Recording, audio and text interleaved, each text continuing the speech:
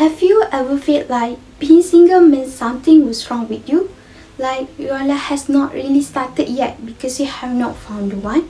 Society pushes that idea on us every day, but what if the idea is completely wrong?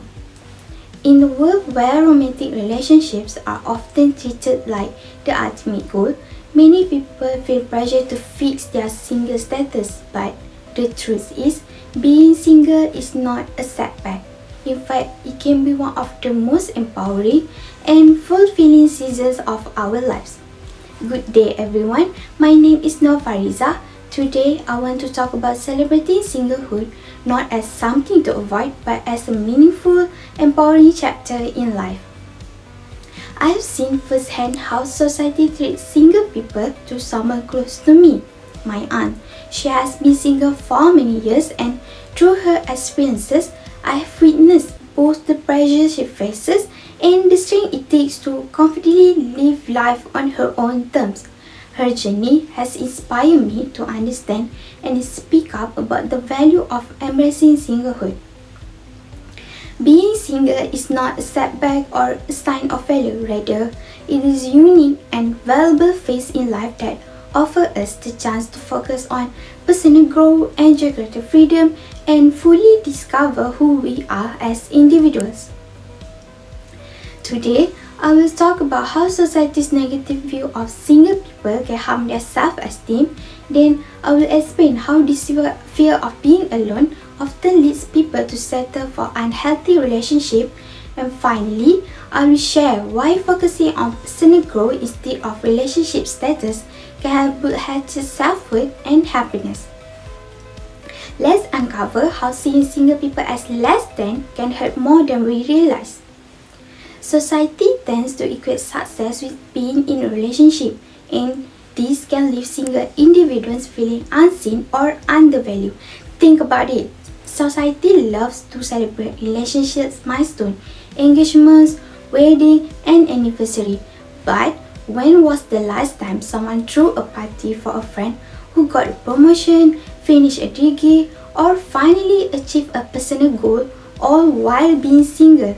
These things often don't get the same spotlight. So naturally, single individuals can start feeling left out or even invisible. And how many of us have heard or been asked that one question, why are you still single? As if there has to be something wrong.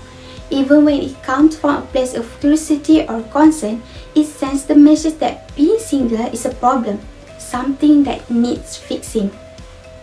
According to an article by Jessica Klein in 2022, psychotherapist Abrams explained that when society constantly sends this kind of messages, people begin to internalize them.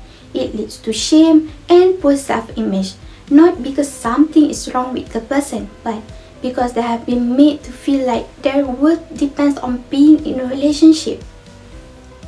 Building on that, this mindset doesn't just stay in people's head, it affects their actions too.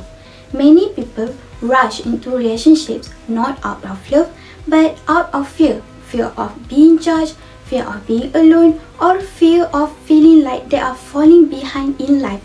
So, what happens? They start ignoring red flags. They lower their standard instead of waiting for a healthy, meaningful connection. They settle just to say they are not alone. But here's the thing, being in the wrong relationship can hurt way more than being single ever could. You might feel stuck, emotionally drained, or even lonelier than before. In an article from Psychology Today by Mariana Bakrova, she explained that people who fear of being single often go to great lengths to avoid it. The study she referenced found that those individuals put in extra effort, from spending more time on their appearance to going all in on dating apps, just to avoid the label of being single. But that fear-driven effort doesn't always lead to love. Sometimes it leads to regret. So, what's the alternative? Instead of defining ourselves by our relationship status, why don't we shift the focus inward toward growth, self-worth, and purpose? When you invest in yourself, whether it's through learning new skills, building your career, traveling, or just practicing self-care, you start to build a real confidence. You no longer feel like you need someone to make you feel whole. You already are. And when you do enter a relationship one day, it won't be out of fear or pressure. It will be out of choice, a healthy, conscientious choice. Sarah Balaban in her 2024 Medium article talks about how singlehood can actually be one of the most powerful times for self-discovery. She says that being unattached allows you to truly get to know your values, your passion, and what matters most, all without having to filter yourself for someone else's expectation. And that's the beauty of this mindset shift. When we stop chasing relationships just to feel worthy and instead focus on becoming ourselves, we start living lives that are full, rich, and meaningful, partner or no partner.